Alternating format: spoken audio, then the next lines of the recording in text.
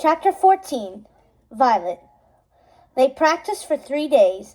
Violet and Syndrome ran simulation after simulation with Omnidroid after Omnidroid. Her speed increased. Her force fields came more naturally. She started to learn how to disappear with the ease of taking a breath. By her 5th Omnidroid, Violet felt like a natural super. This bot she actually evaded and outmaneuvered within 20 minutes, destroying it with a force field so large it blew out another wall of the dome. That's when they finally called it quits on the training.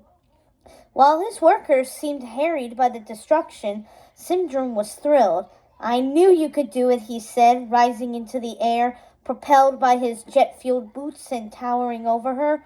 "The minute I saw you, I said to myself, this girl has untapped her power just by begging to be unlocked. And boom, with my training, we unlocked it. You are unstoppable. We are ready." "You think so?" Violet questioned, but really she was just trying to be modest. For the first time ever, she did feel unstoppable. She was powerful, in control, full of anger and rage. It was a strange feeling, but she kind of liked it. Was it wrong? For what might be the first time ever, she wasn't afraid of reacting and losing her head. Syndrome had tapped into something inside her that made using her powers feel as easy as flipping a light switch. Who knew becoming invisible could be as easy as blinking, or that forming a force field could be as simple as throwing out her hands in front of her. Having Syndrome in her ear all morning, taunting her, pushing her, reminding her of all she'd lost, helped her channel her emotions in a way she never had before. The only catch? It seemed like if she wanted her powers to work, she had to stay angry about losing her mom and dad, something she still didn't want to dwell on at the moment. But if she wanted to steal the nullifier from Mastermind, she had to use super skills that she didn't want, but starting to understand. And now that she was starting to understand them, was it possible there was a small, very small, part of her that maybe sort of liked her powers? Violet couldn't help thinking of the possibilities. How useful would it be to listen in on conversations if she could go invisible anytime she wanted? Or to protect her brothers from any and all future threats? What if there was another mastermind out there in the world who wanted revenge against her parents and their offspring? If she gave up her powers, how would she protect Dash and Jack-Jack? She looked down at her hands. In seconds, she disappeared, then returned just as easily. "I want to be normal," she had always told her mom. But did she? "Let's get back to the house and get ready for this mission," Syndrome told the driver, whisking them back to his house for a briefing before she headed to Mastermind's fortress. She was about to go on her first super mission. It was all happening so fast. Focus on saving Dash and Jack-Jack. Protect your brothers. That's what Mom would want. It wasn't until she exited the buggy and took the lift up to the main level of the house that she realized she'd had her hand in her pocket the whole ride, clutching her mom's comms link. Dash and Mirage were waiting for them as the lift doors opened. Mirage held a squiggly Jack-Jack by his armpits. He screamed with delight at the sight of Violet. Mirage, however, looked mutinous as the baby swung back and forth in her arms, acting as if he were on the swings at the park. "This baby is a menace." "A menace?" Violet frowned. "What did Jack-Jack do?" "Look, I've tried to be a good babysitter the last few days while Dash did laps around the track, and you learned how to beat up robots. But Jack is impossible," Mirage complained. "He can't sit still or be quiet. He needs constant attention." The woman sounded exhausted, while Jack-Jack giggled with delight. The baby's face was covered in what looked like chocolate, with more caked on the onesie he was wearing. Crumbs had embedded themselves on the outfit where his knees should be. He obviously was not bothered by any of it. "I tried explaining he's a baby," Dash said as he munched on crisps from the large bag he was holding. Mom would never allow him to eat right from the bag, but I don't think Mirage has babysat before. Not true, Syndrome said, giving Mirage a look Violet didn't understand. You babysit all the time, don't you, Mirage? It was as if Syndrome had flipped a switch. Mirage suddenly pulled Jack to her chest and pasted an eerie smile on her face as the baby tried to get away.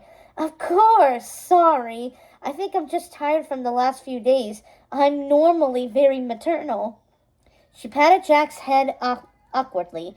In fact, I was thinking we should probably come up with a chore chart for you all while you're here, taking turns watching Jack, and bedtime schedules. Doesn't that sound fun? Dash threw his head back and groaned. Chores? No! He flashed her a grin. And I don't have a bedtime when I'm on holiday. This isn't a holiday, Violet said at the same time as Mirage. Every day is a holiday when you're here, right, Dash? Syndrome asked and high-fived him. Jack let out another ear-piercing scream of delight, and Mirage winced. Violet took him from her, and Jack babbled, looking wide awake and ready to move, even though it was definitely past his nap window. Did you try to give him a nap? Yes, Mirage looked confronted. He wouldn't sleep. You didn't tell me he could climb out of his crib. He only started doing that a few days ago, Violet admitted, feeling guilty she'd forgotten to mention this before. Mom never would have forgotten something like that. She would have written it down like she'd done with his schedule for Violet. It was still in her pocket. And he got out of his high chair today, too, Dash said. Jack clapped for himself, as if he could understand what they were all saying. I found him in the kitchen, Mirage told him. He had a biscuit in each fist. I put him back in his cot 4 times. How did he get the biscuit jar? Violet wondered. She distinctly remembered seeing it on a kitchen worktop when she left today. Jack couldn't climb up there. Dash shrugged. When you really want a biscuit, you get a biscuit. He popped another handful of crisps into his mouth. It took all Violet's anger not to rip the bag out of his hands. He clearly cannot be left alone for 1 second, Mirage told Syndrome, and I have other work to do, as you know. Plus, you might remember I need to leave work early to go see my friend Monique. We've got a lot going on here, Syndrome said absent-mindedly as he pulled out a spy guide and punched in a code. Immediately, a blueprint of a house pulled up. Violet's assignment is this afternoon, and I can't have distractions. That is happening today? Mirage sounded surprised as she looked from Syndrome to Violet. She's completed enough training? It's only Tuesday.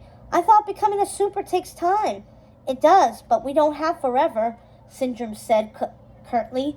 With my tutelage, Violet's ready. You should see her go. He sounded manic again. We can't risk Mastermind finding Violet and the boys before, you know. He glanced Dash's way. I'm sorry, but you'll need to reschedule your class and watch Dash and Jack while Violet's on her mission today. A mission? Dash's eyes widened. I want to go. He pulled on Violet's arm. Can I come too, Violet?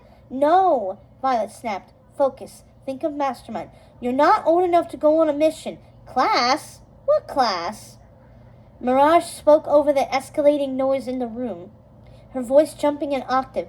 I said I'm seeing my friend Monique. I can't reschedule. We meet the same time each week, Mirage, Syndrome said, smiling even though he sounded strained. We've talked about this. I need you to work overtime just this once. It's not just this once. It's been all week, Mirage said, her annoyance growing. You know Monique is important to me. You're not old enough for a mission either, Dash continued to argue with Violet. I'm older than you, Violet reminded him as Jack watched the two of them amuse. The noise in the room escalated to the point Jack started to whimper. 3 workers came running in, shouting. Then Jack started to full-blown wail. Sir, the first worker was carrying a handheld monitor that looked like a larger version of the spy guide. We have an issue that needs your immediate attention. Issue? Said the second worker. I'd call it a major problem. It was a problem when I saw it pop up on the monitor an hour ago, Gerard. Now it's a potential disaster. Can it wait? Syndrome snapped. We're in the middle of something important here. No, it can't wait. Not if you... He glanced at the kids, then looked back at Syndrome, tapping his earpiece. For a moment, Violet thought she heard yelling. There's been a breach on the island. Mirage and Syndrome looked at each other. Then Syndrome pulled the worker aside, Syndrome whispering heatedly with the worker and gesturing wildly, then fix it. Fast! The workers ran out of the room, and Syndrome turned back to the others sheepishly, running a hand through his red hair. Violet couldn't help thinking he looked unnerved. New plan. I need to go. Now, Mirage, I need you to monitor Violet's mission and watch the kids. It's not a request. Excuse me? Mirage scoffed. Wait, you're not coming with me? Violet felt her stomach lurch. I'm going alone? Syndrome put a hand on her shoulder. It's better this way. This is one time not being a super works against me. Infiltrating Mastermind's compound hinges on getting past security undetected, and without invisibility, I can't do that. If Mastermind catches wind I'm there, it will only put you in more danger. He looked slightly worried. We have had run-ins before. Run-ins? Violet asked as Jack tried pressing a sticky finger in one of her eyeballs. When had Syndrome crossed paths with a supervillain before? Sin? Mirage tried, but he continued to ignore her. It's a long story, one we don't have time for. Syndrome punched up a few things on the screen he was holding. This week is the first time Mastermind's been spotted since supers became illegal. Now I don't know why Mastermind is back in Metroville, but Mastermind would never go anywhere without that nullifier. We need you to get that device now, or we'll lose the chance. Mirage can monitor the car while she watches the kids. Mirage threw her hands up. Anything else you expect me to do while you're gone? No, I think that's it. Syndrome seemed distracted as he squeezed Mirage's arm. Thanks, sweetheart. Violet, we're going to have to speed this mission talk up. Follow me. Hang on, Mirage said, grabbing his arm now. Can I talk to you before you go deal with your problem? The way she emphasized the word problem, Violet got the impression it was one Mirage was familiar with. No time, Syndrome said. An exaggerated Mirage turned and strode into the kitchen, mumbling to herself. He looked at Violet. Let's go. He walked fast, his cape getting tangled in his legs. Coming, Violet said, giving Dash a look that said, don't even try to follow. Dash wasn't any happier. He turned away from Violet, but she could still hear him clearly. I'm telling Mom and Dad about this. Violet paused, startled. She felt the blood rush to her ears, the pain of loss threatening to overwhelm her. This time tomorrow, you'll be safe, and I'll tell you everything, she vowed to herself. She pushed the pain down again. Dash, you can be mad at me all you want. She shifted Jack from one arm to the other. Mom put me in charge while she's gone. Dash cut her off and jutted his chin out defiantly. In charge? Syndrome's the boss here. Well, I'm still the boss of you, Violet said, her voice growing stronger. She could feel her fingers spark as her anger grew. And I'm trying to protect you, like Mom wanted. You two finished? Syndrome snapped. Violet, we need to move. He started to walk towards his control room again, and Violet followed. She almost banged into him when he spun around suddenly and looked at Dash. And Dash, I haven't forgotten about you, he said, his voice softening. I tell you what, next mission we'll go on together. How does that sound? Next mission? Violet thought. There wasn't going to be a next mission. If all went well by tonight, neither of them would have powers anymore. Fine, Dash said, but he still sounded mad and moody. Can I go play pinball now? Go, Violet and Syndrome said at the same time. Jack started to whine, begging to get down and follow Dash, and Violet obliged. Dash could watch him while Mirage was busy, and she talked to Syndrome about her mission. Mission? Was she really doing this? Breaking into a supervillain's compound and stealing their greatest weapon? Her stomach started to do flip-flops. Don't think, she heard her mom's voice in her head. And don't worry. If the time comes, you'll know what to do. It's in your blood. Being super was in her blood. She could see that now. She was doing this. She would protect her brothers from Mastermind if it was the last thing she did. Violet hurried behind Syndrome into a dark room, illuminated by various screens and monitors that lined the walls. Lights flashed on the control boards, and one of the screens was flashing with the word breach. Beneath the word, she could see the outline of what looked like a volcano. Where is that? She wondered as she heard the faint sounds of people yelling and an explosion. Syndrome turned down the volume on one of the screens and pointed to a monitor that had a blueprint of a house on it. Here is where you're headed. He tapped another button, and an aerial view of a large estate appeared on the screen. He clicked something to make the image on the screen appear 3D, allowing Violet to see inside the complex. Getting inside is tricky, but not impossible. You'll have to get around security at the main gate, but then there's a tunnel underneath the house used for deliveries that are arriving at all times as Mastermind sets up here in Metroville again. You'll be in a car that looks like a delivery van. A delivery van. Violet repeated, committing the details to memory. The thing is legit, Syndrome explained. It's driverless, of course, but it will appear as if you have a driver. A driverless car with a fake driver?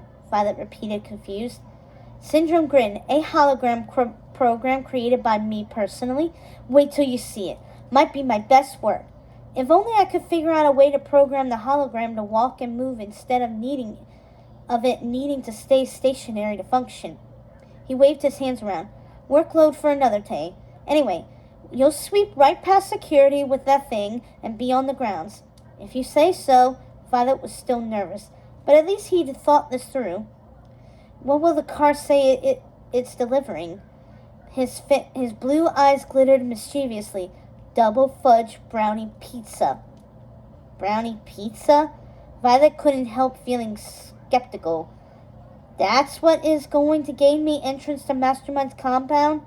Yes, Syndrome insisted. Every villain has their weakness. Mastermind's is brownies. He got a far-off look in his eyes. Trust me, we all have vices that could destroy us. Sir, we really have to go, said a worker who looked more anxious than Violet felt during a presentation. 2 seconds. Syndrome pointed to a spot on the map. Now, there may be some guards once you arrive at the underground service entrance there, so the key is to be invisible when you arrive. He slapped his forehead. Wait a minute, I forgot about your clothes. They don't disappear when you do. How are we getting around that? We hit the monitor in front of him and everyone jumped. Now what? Actually, I think I have something that might help with that. Violet hesitated before explaining. I found this suit at home that seems to work with my powers. Actually, Dash found the suit and I have mine with me. Syndrome stared at her curiously. A super suit? My mom made them for all of us, I think. It looks like a super suit, but mine actually becomes invisible when I touch it. So I think if I'm wearing it, I'll be completely invisible too. Dash and Jack have theirs too, although theirs don't make them invisible, obviously. Obviously, he clapped his hands. Hot dog, that's brilliant! Score 1 for Elastigirl. Great, wear that. He laughed to himself, shaking his head. Problem solved. Violet smiled relieved. One problem solved, at least. Okay, moving on. He hit another button and a 3D view of the house floors came into view. The guards will be kept busy unloading the vehicle while you head into the service lift, which will take you up to the kitchen. Cross the kitchen and keep going. From there, you'll need to get down a long, narrow hall unseen. The image of the hallway seemed to go on forever. The door you want is at the very end of the hall. It may be locked, so take this. He handed Violet a small red device that had a suction cup on one end. It can open any locked door. Picking locks. Okay, not something she'd ever done before. Then what? Get through the door. Make your way downstairs again to the lower level, which is nestled right into the cliff. My intel tells me the nullifier is being held in a safe down there, Syndrome said. Lower level, Violet repeated. That was pretty vague. In a safe? Where did you get this intel? Sir? A worker looked up from a monitor. The jet is here. You really need to get on it. They need backup immediately. Trust me, if you follow my directions, you're going to get in and out unseen. Syndrome clapped Violet on the back and started to walk away. I'll check in as soon as I can. And remember, Mirage is here, monitoring the vehicle. Just get going. We want you there by nightfall when Mastermind gets snacky. You'll need to get the nullifier, get back to the car, and then it knows what to do to get you off the premises and back here. It's all been plugged in already. The plan is foolproof. But won't Mastermind come after me to get it back? Violet wondered, thinking again of something Mirage had worried about too. Syndrome scoffed. Mastermind will have no clue where to find you. He headed to the door. I guess that's it. Good luck today. You're leaving? So soon? Violet knew her voice sounded small, but she could feel her heart pounding. The panic taking hold. Her parents were gone. She was about to face the villain alone. This was worse than a teacher springing a surprise test. They weren't going to run a simulation or test the lockpicker. Wasn't he going to give her more details about the security system or tell her about other Mastermind inventions she would watch out for? Violet had so many questions she wasn't going to have answers to. I'm not ready. You have to be. We're out of time. He turned and clasped her by the shoulders. Just remember what I taught you today. Stay focused. When you get to Masterminds, remember why you're there. To get a gadget that could keep Mastermind from killing you like the villain did your parents. Don't mess this up. Great pep talk, Violet thought, but it still worked. She felt her rage building again. Get the nullifier and get back here fast. An alarm blinked on one of his gloves. You need to get going. The car is waiting for you downstairs. Wait till you see it. Way better than the Incredible your dad used to drive. This has features you couldn't even think of. Oh, I almost forgot. Syndrome grabbed something from the nearest table and handed it to Violet. It was a digital watch. Here, this is a way for us to stay in touch. The second you get to Masterminds, start the timer. It will alert me you've made it inside. When you've got the nullifier, send me another alert. He pressed a button on the watch, and the screen lit up with several different features. I'll communicate with the vehicle to make sure it's ready to whisk you out of here. Sir? The worker tried again to get Syndrome's attention. There's a bunch of cool things the watch can do, but I don't have time to show you now. The one thing I should point out is the emergency feature. He tapped what looked like a dial on the side of the watch. If you're captured or in trouble, hit this so we know. You'll come for me? Violet said hopefully. Someone will, Syndrome said, looking distracted as he typed something into the nearest computer. Violet bit the inside of her cheek. This was real. It was happening. Okay, sir? A worker swallowed hard as he interrupted them again. We really have to get to the island. Yes, okay. Good luck, kid. I'll check in with Mirage as soon as I can. He grinned as he nodded to another worker, who led Violet out of the room. You've got this. You've got this, she hoped Syndrome was right. About that and all the intel on Mastermind, the worker gave her a 15-minute warning before she needed to leave, so Violet rushed to check on Jack before going to her room to put on her supersuit. She found Jack on the floor, playing with a ball, while Mirage sat dejectedly on the sofa in front of him. As soon as she saw Violet, she perked up. How did it go? Are you ready for your mission? She said cheerily. It was a complete 180 from how she'd been just a few minutes earlier. Yeah, where's Dash? She glanced towards the arcade games, which sat unused. Oh, he wanted to take a nap. Maybe Jack will do the same so I can monitor you while you're gone. Mirage showed Violet a handheld screen that had a purple light pulsing on a map.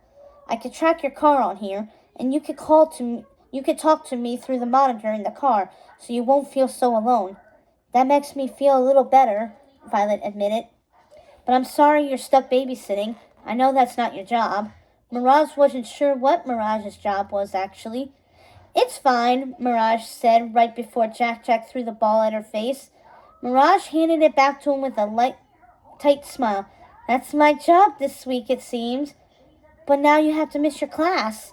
Violet felt bad about that. Class? No, you must have misheard me. I don't have a class, Mirage said quickly. My job is to be here with you. That's what Sin needs, so that's what I'll do, even if I'm wasting my talent at this place. And she exhaled loudly. Sorry, this was supposed to be a temp job, and now here I am a year later, and your talent?